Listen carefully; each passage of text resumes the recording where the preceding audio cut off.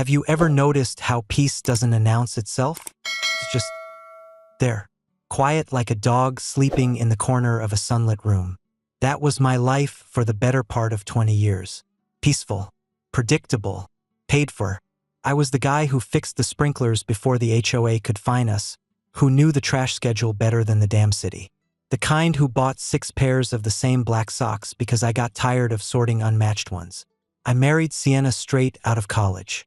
Not because we were madly in love, we were back then, but because we fit, like puzzle pieces that didn't complain.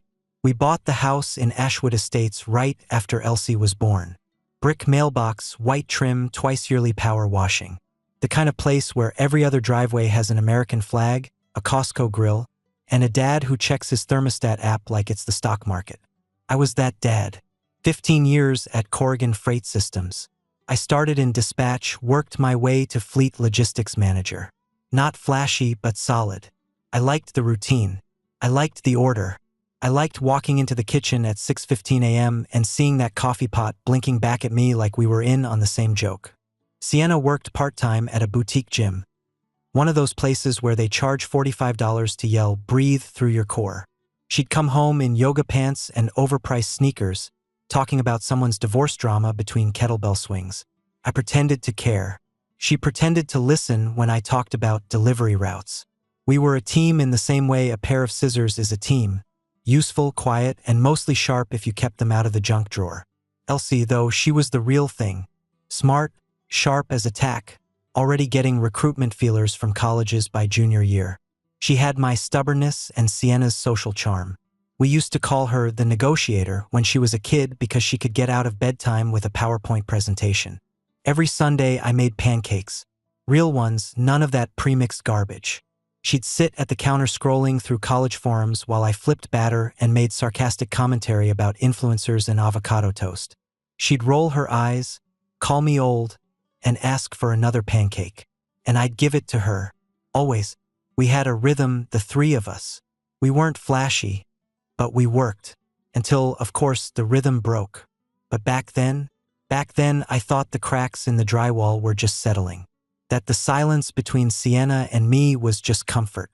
That Elsie's sudden obsession with brand names and her sniffy remarks about dad shoes were just teenage posturing. I didn't see the storm coming. Hell, I thought I was the umbrella.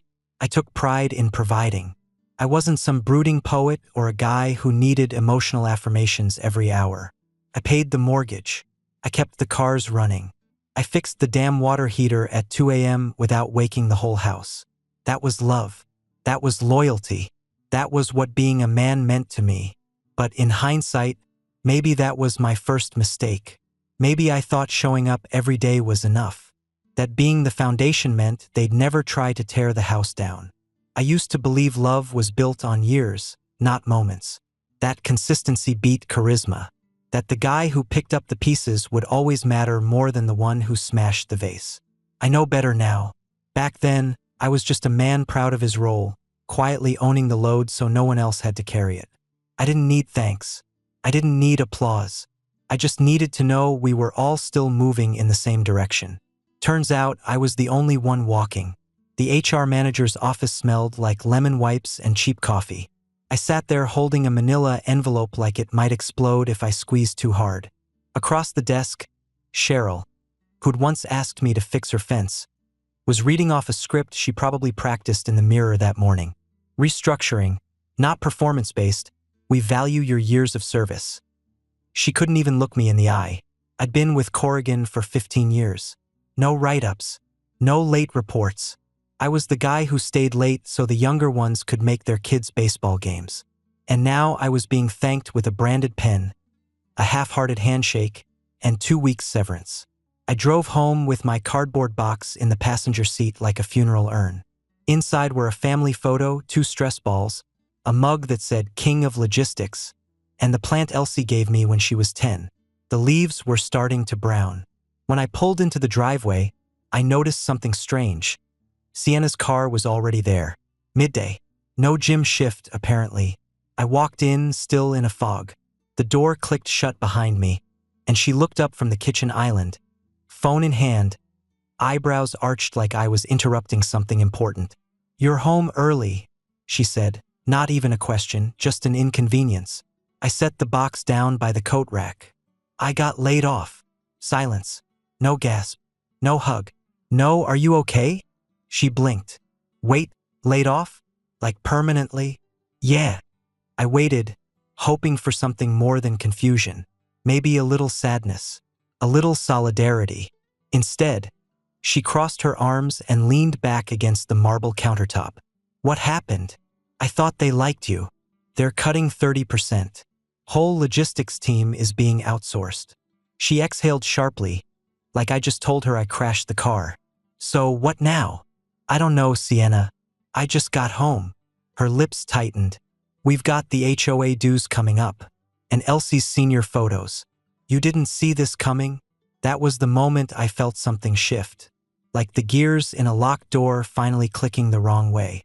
"Not everything comes with a calendar invite," I said, sharper than I intended.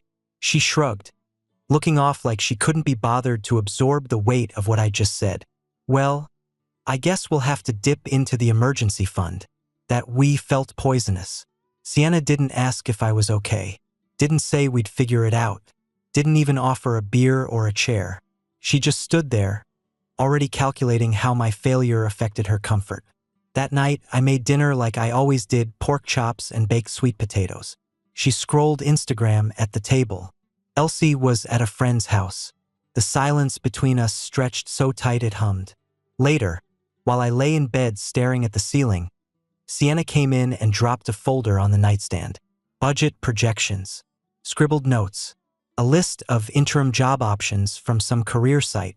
"No, I believe in you." Just printouts and pressure. I didn't say a word. Just nodded and kept staring upward like the answer might be etched into the drywall. It's strange how a man can feel so alone lying next to the woman he built a life with. That night, something inside me hardened. I wasn't angry, not yet, but I could feel the first cold winds of it, blowing through the cracks in a house I thought was built to last. The delivery van smelled like cardboard, sweat, and old onion rings. Probably from the last guy who didn't give a damn. I gave a damn. Not about the van, but about getting back on my feet. Pride doesn't pay bills, and I had plenty of bills. It had been 3 months since Corrigan let me go. 3 months of logging into job sites, writing cover letters that felt like I was begging, and watching interviews vanish into ghost town inboxes. Companies wanted 25-year-olds with 30 years of experience. I was a dinosaur in khakis, so I took the job. 37 stops a day. 60 pounds on my back, sometimes in rain, sometimes in snow. It was hard, honest work. The kind of job you sweat through. The kind where your muscles ache, but your conscience stays clean. I pulled up in the van around 6:40 that night. The garage door was already closed, Sienna's new habit. It used to be open for me. I walked in through the side door, boots tracking a little dirt.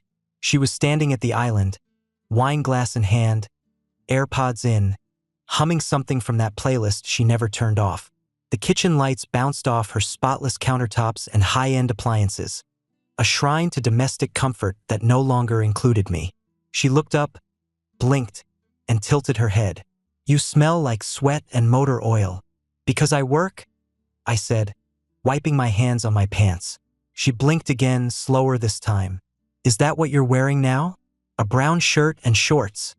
"It's a uniform. I'm a driver. Packages, logistics." She set her wine glass down a little too hard. "Jesus, Liam, a delivery guy. You were a manager. Now you're what? Tossing boxes on porches." My jaw clenched, but I didn't flinch. "I'm keeping us afloat.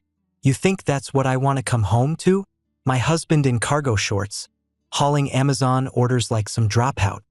Her words landed like punches, not wild or loud, but surgical, precise. I didn't answer right away. I looked at her, really looked at her. The woman I married wasn't in that kitchen anymore. This one was sharper, colder. Her hair was perfect, her nails always done, her smile now reserved for other people. "This isn't forever," I said. "It's a bridge." She rolled her eyes and turned away. "It's a joke." That night, we didn't eat together. I had leftovers standing by the sink. She ordered something fancy with her phone and ate it on the couch, scrolling. The silence between us wasn't awkward anymore. It was established, expected. When Elsie came home from her study group, she gave me a half-hearted, "Hey, Dad," then darted upstairs. She barely looked at me, like I was fading wallpaper. The next morning, I overheard Sienna talking on the phone in the living room. "No, it's like he's content being average now. I don't even recognize him." The words weren't meant for me, but they sliced clean anyway. That's when I stopped wearing my name badge inside the house. Not because I was ashamed of the job, but because I knew she was. One afternoon, I walked past our bedroom and saw her laptop open. She was looking at beach rentals, places with balconies and ocean views. One of the tabs said Couples Getaway, Napa Valley. I wasn't part of that equation. I could feel it in my bones. The nights grew quieter. The tension thickened like molasses. Every conversation turned transactional. Every glance held a question she wasn't brave enough to ask out loud. "Why are you still here?" And I was asking myself the same thing. Not because I was beaten down, but because I was waking up. Because there's a certain kind of anger that doesn't explode, it simmers. And mine was starting to boil. I wasn't supposed to be home that early. Mid-shift, I'd thrown up in a gas station restroom. Nausea, chills, the works. Called dispatch, told them I needed out. They didn't argue. No one cares when the package guy gets sick. Just drop the boxes and disappear. I pulled into the driveway around noon. Her car was there. Nothing unusual, maybe a canceled class at the gym. But something about the stillness of the house felt wrong. Too quiet. Too prepared. I stepped in through the garage and immediately heard it. Laughter. Male laughter. Low, smug, and far too comfortable. My stomach dropped, and it wasn't from the flu. I moved up the stairs slowly, the way a man does when he already knows the answer but checks anyway, just to be sure he has the right to be angry. The bedroom door wasn't closed all the way. That was my first insult. The second was the wine bottle on my nightstand. The third was her laugh, high, flirty, careless. Then I saw him, tall, tanned, hair too perfect to be humble. Button-down shirt open halfway like he was auditioning for a cologne ad. Sitting on the edge of my bed like he owned it. Michael Tanner. I'd seen him once at a school fundraiser. Investment guy. Always wore loafers without socks. The kind of man who gets by on charm and spreadsheets. Sienna was sitting beside him, glass in hand, barefoot, like this was some kind of spa retreat. She looked up and froze, just for a second. But that was all I needed to see. The truth. Not fear. Not guilt. Annoyance. "Oh," she said flatly.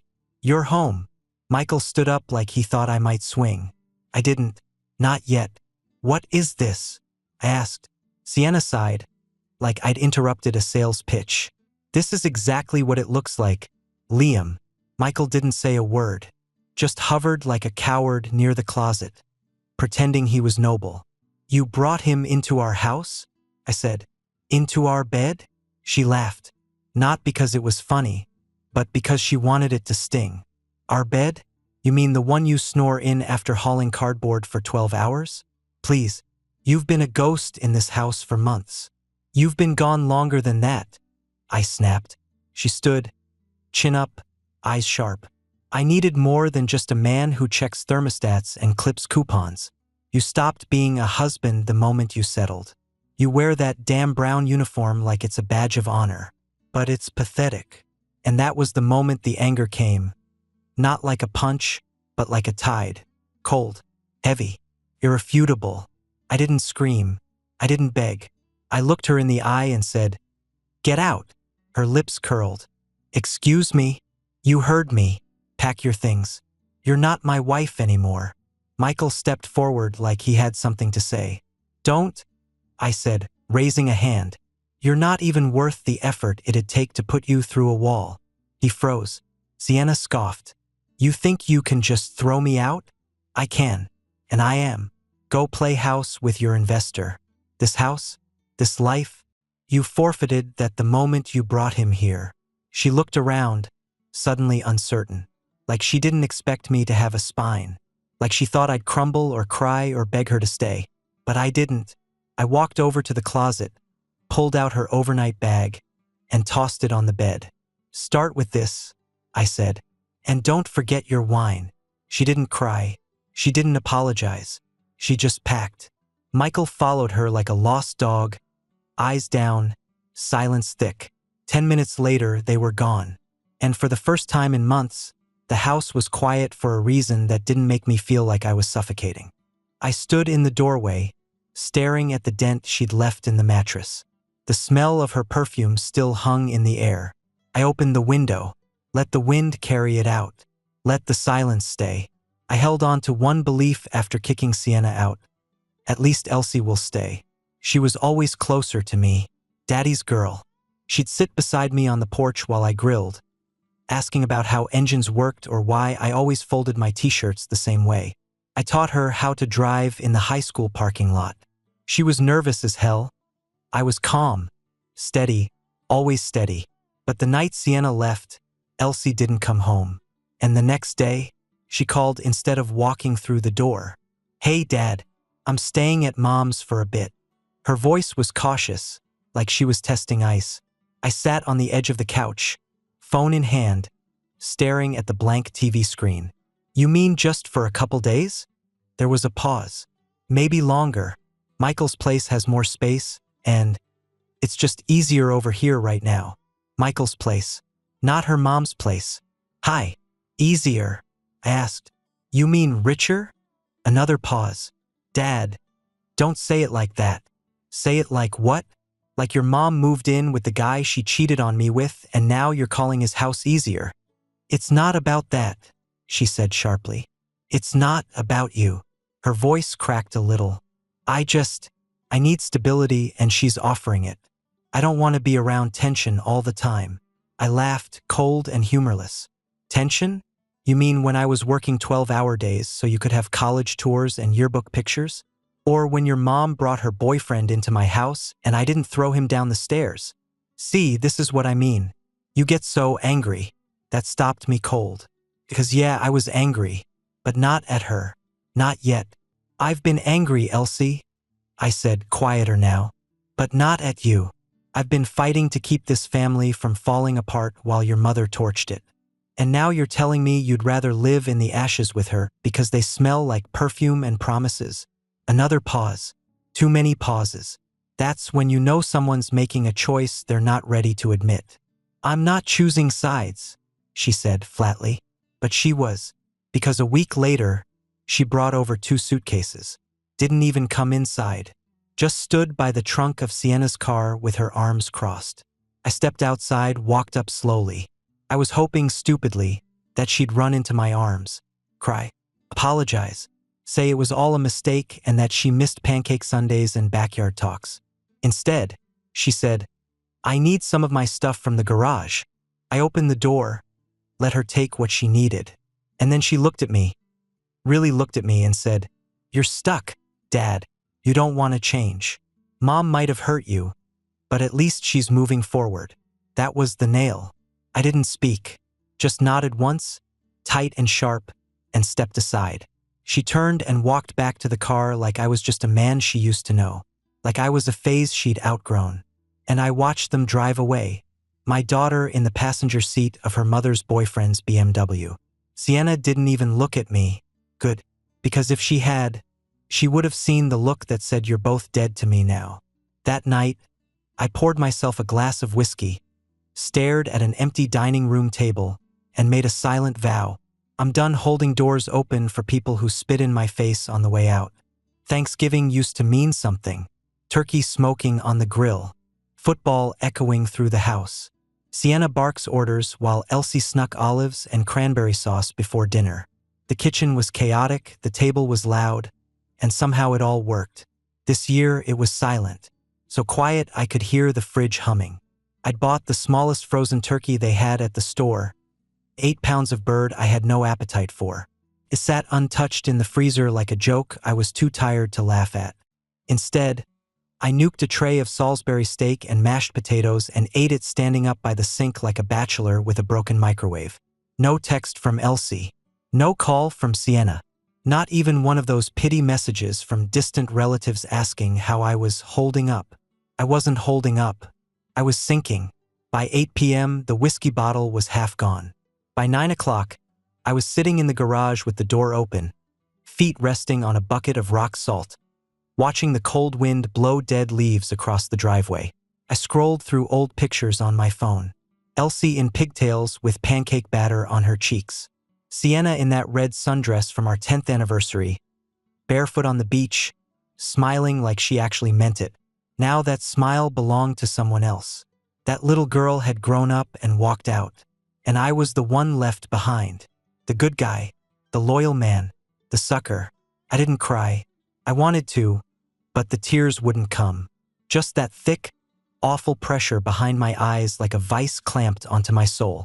I remember looking around that garage, organized shelves, tools hung in neat rows, everything just how I liked it, and thinking how strange it was that a man could build a whole life and still be forgotten in his own damn home.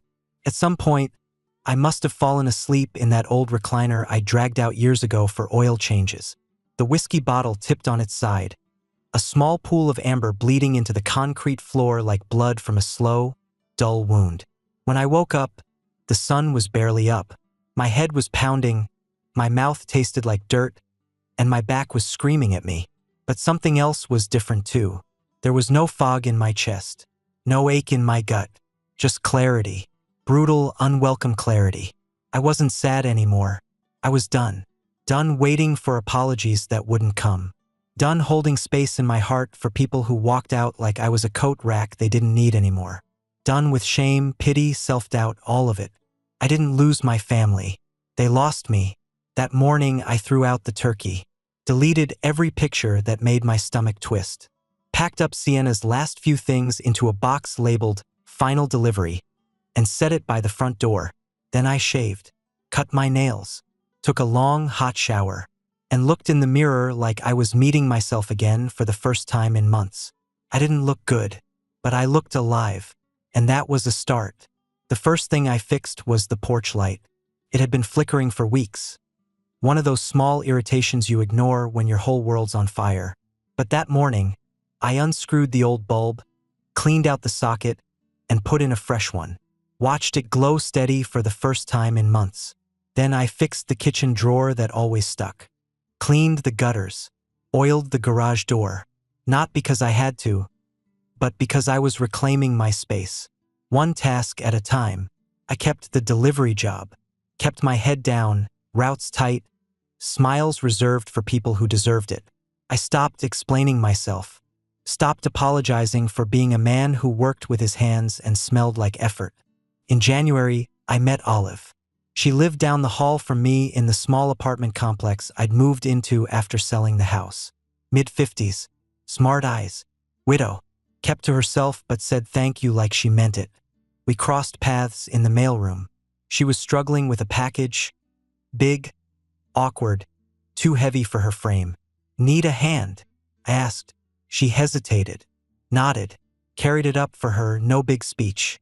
Just doing what men like me do, help without asking for a medal. A week later, she knocked on my door with a pie, said it was too much for one person. She wasn't subtle. I liked that. We started talking. Nothing serious at first. Just two people with scars.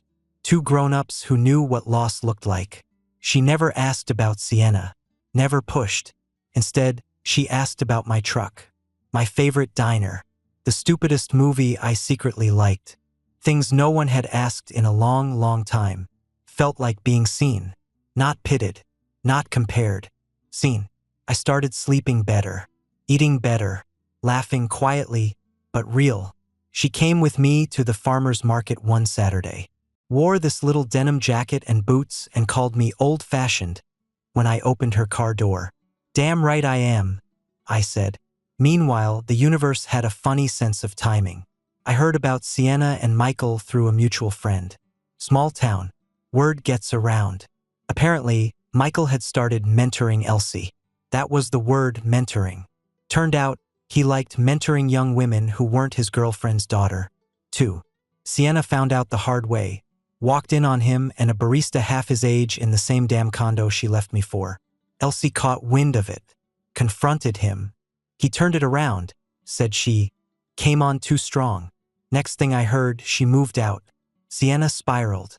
Lost her job at the gym after too many personal days. Michael, he ghosted them both. Moved to Phoenix. Left behind nothing but bad credit and wine-stained couch cushions. Poetic, really, but I didn't celebrate. I didn't raise a glass or post some smug quote online. I just cleaned out my truck, picked up Olive, and drove up to the mountains for the weekend. No cell service, no drama, just wind, trees, and the quiet strength of knowing I'd survived something meant to break me. I wasn't looking for revenge anymore. I had something better. Peace. It was just past midnight when I heard the knock. 3 soft taps. Then nothing. I sat up on the couch, muted the TV. Thought maybe it was a drunk neighbor, wrong door. But something in my gut tightened. I stood, walked to the door, and looked through the peephole. It was Elsie. Hair messy. Hoodie pulled up against the cold. A duffel bag at her feet and a look on her face I'd never seen before. Stripped of attitude, makeup, certainty. Just empty. I didn't open the door. She knocked again, more urgently this time. Dad. Her voice was hoarse, like she'd been crying or hadn't spoken to anyone in hours. I still didn't move. Dad. I didn't know where else to go. I tried Mom's, but she's not answering. I've been sleeping in my car. Please. A part of me wanted to swing that door wide open, throw my arms around her and forget everything. I still remembered the little girl who used to ask me to kill spiders and lift her onto my shoulders at the zoo. But I also remembered the other version. The one who said I was stuck. Who took her mother's side when I was already bleeding. Who chose status over blood, twice. I leaned my forehead against the door, not crying, just thinking. She sniffled. I messed up. Okay? I know. I should have stayed. I should have listened. You were right about him. About everything. Silence. Then, I miss you. And for a second, I did crack. A breath caught in my throat. My fingers twitched on the doorknob. But then I remembered Thanksgiving. That empty table. That picture of her smiling in Michael's car like she'd already replaced me. I'd been discarded once. I wasn't offering myself up again. I spoke low through the door. I'm sorry, Elsie. I really am. But this is the bed you made. You didn't just walk away. You kicked me on your way out. And I barely made it through that. Dad, please. I needed you back then. Not now. Now I need peace. And you're part of the storm I already survived. I waited. Silence. Then I heard her cry. Real quiet. Painful. Still, I didn't open the door. A minute later, the footsteps retreated. I watched through the curtain as she walked down the hallway, dragging the duffel behind her like a broken wing. I didn't sleep that night, but I didn't regret it either. It was a quiet Thursday afternoon, and I was in the frozen food aisle debating between 2-for-1 pot pies and my usual beef stew. Olive was working late, and I figured I'd surprise her with dinner and a bottle of that cheap red wine she pretended not to like. That's when I saw her. Elsie.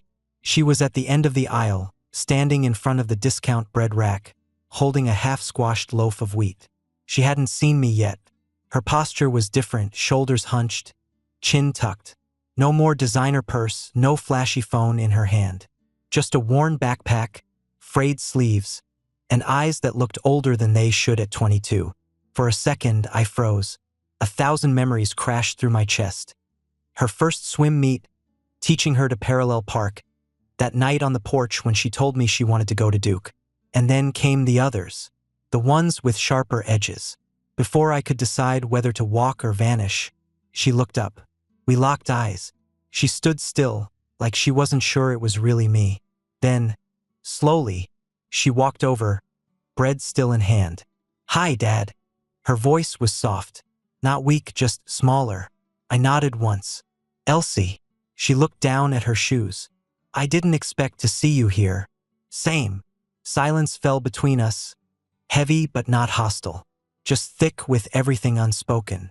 I live a few blocks from here now. With a friend. Couch, mostly, she added like she didn't want to dress it up. Michael, he's gone. Haven't heard from him in months. Mom and I aren't talking. She blames me. I didn't say a word, just let her speak. I'm working part-time, grocery store across town. It's not much, but it's mine. She looked at me then, really looked, eyes red-rimmed but clear. I owe you an apology, she said. A real one, not just for choosing mom, for the things I said, for believing someone else's version of you. I took a breath, let it out slow. You hurt me, I said, voice level, more than I ever thought you could. I know. You saw me at my lowest and you walked. Didn't ask, didn't call, just decided I was beneath you. Tears welled in her eyes. She didn't try to hide them. I was stupid and scared and selfish. I nodded. Then, I forgive you. Her eyes widened. But, I added, that doesn't mean things go back to how they were. Forgiveness doesn't mean I forget, or that I reopen old doors. She swallowed hard. I understand. I believed her. She didn't beg, didn't ask to come over. She just nodded, lips trembling. Thank you for saying that. I looked at the bread still in her hand. You got everything you need? She glanced down, then nodded. Yeah, I'm okay. I gave her one last nod. Take care of yourself.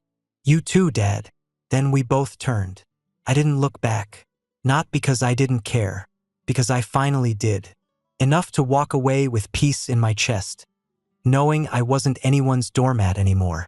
Just a man who'd been through hell, climbed back out, and learned how to keep the door closed on anything that tried to drag him back in.